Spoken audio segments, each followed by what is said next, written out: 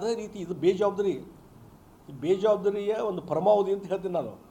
ಈಗ rowdy sheeter ಅದನ್ನ ಒಂದು ಹತ್ಯೆ ಆದ ನಡೀತದೆ ಅಂದಂಗೆ ಆತಲ್ಲ ಅದು. ರೌಡಿ ಶೀಟರ್ನ ಹತ್ಯೆ ಮಾಡಿರಿ, ನಾವೇನು ಮಾಡೋಲ್ಲ ಸರ್ಕಾರದವರು ಅನ್ನುವಂಥ ರೀತಿ. ಆ ಹಿಂದೂ ಆ್ಯಕ್ಟಿವಿಸ್ಟ್ ಆತ, ಹಿಂದೂ ಕಾರ್ಯಕ್ರಮದಲ್ಲಿ ಹಿಂದೂ ಸಮಾಜದ ಯಾವುದೇ ಉತ್ಸವಗಳಲ್ಲಿ ಭಾಗವಹಿಸಿದಂಥ ವ್ಯಕ್ತಿ ಈಗ ರೌಡಿ ಶೀಟರ್ ಅನ್ನುವಂಥ ಕಾರಣ ಸಲುವಾಗಿ ಅವನ್ನ ಹತ್ಯೆ ಮಾಡಲಿಕ್ಕೆ ಸಾಧ್ಯತೆ ಅನ್ನೋದಾದರೆ ಹಾಗಾದ್ರೆ ಇನ್ನೂ ನಾಳೆ ಭಾಳ ಮಂದಿ ರೌಡಿ ಶೀಟರ್ ರಾಜ್ಯದಲ್ಲಿ ಲಕ್ಷಾಂತರ ಜನ ಇದ್ದಾರೆ. ಅವರೆಲ್ಲರೂ ಯಾರು ಬೇಕಾದರೂ ಹೋಗಿ ಹತ್ಯೆ ಮಾಡ್ಬೋದಲ್ಲ ರೌಡಿ ಶೀಟರ್ನ.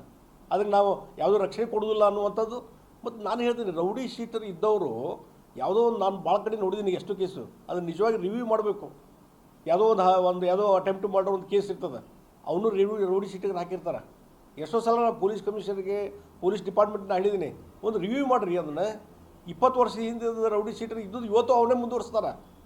ಹೀಗಾಗಿ ಈ ರೌಡಿ ಶೀಟರ್ ಇದ್ದಾನೆ, ಅದಕ್ಕೆ ಹತ್ಯೆ ಆದರೆ ಏನು ನಡೀತದೆ ಅನ್ನುವಂಥ ರೀತಿಯಲ್ಲಿ ಸಿದ್ದರಾಮಯ್ಯ ವರ್ತನೆ ಇದೆಯಲ್ಲ, ಇದು ಅವ್ರ ಸರ್ಕಾರದ ಯಾವ ರೀತಿ ಪಾಲಿಸಿ ಇದೆ ಅರ್ಥ ಆಗ್ತದೆ.